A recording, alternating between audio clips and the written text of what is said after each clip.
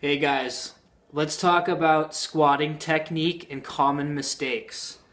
So, technique, um, and the implements that you can use, you can do a barbell back squat, a barbell front squat, or you can hold on to any weighted implement in front of you. I know commonly people use cats to squat with, so I'll use my cat to squat with. Okay, so you're going to have your feet down slightly wider than hip width. You want your whole foot to remain on the ground the whole time. You want to make sure that your knees track outside of your toes as you go. You want to have at the top, you want to flex your hips, so you flex your butt, brace your abs, and keep your abs in a neutral position the whole time by thinking about bracing them in a way where you're flexing them out. You want to pull your shoulders back and down, and you want your head to stay in a neutral position. Now I'll begin to descend, so I'll release the flex of my butt, and I'll hinge at the hip, and I'll push my hip back. Once I have gone as far as I can go, then I will begin to bend my knee until I get to the point where ultimately I want the crease of my hip to be lower than my knee. And then I'll power out of the bottom. So I'll do a couple more here.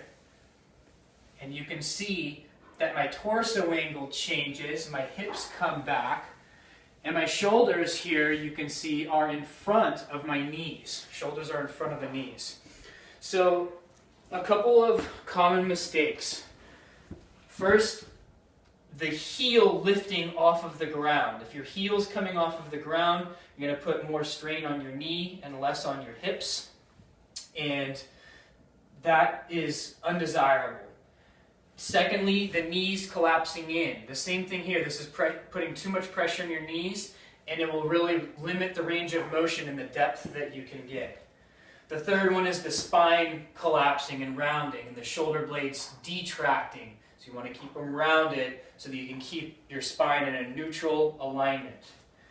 And really all three of these oftentimes happen because people will have too upright of a torso position. When your torso comes upright and your knees shoot forward first, you'll not be able to go down very deep.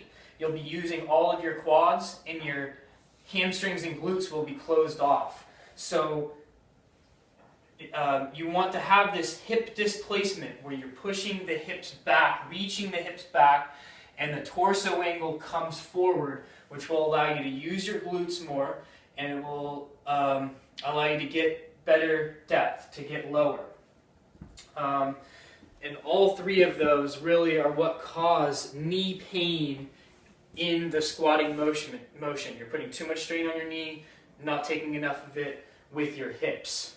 But even still, some people will have a hard time getting depth because their ankles are too tight and their hips are too tight. So if you can't push your hips back because your glutes are really tight and the outside of your hips are tight, then you really need to address that by foam rolling and doing any cross-legged glute stretch.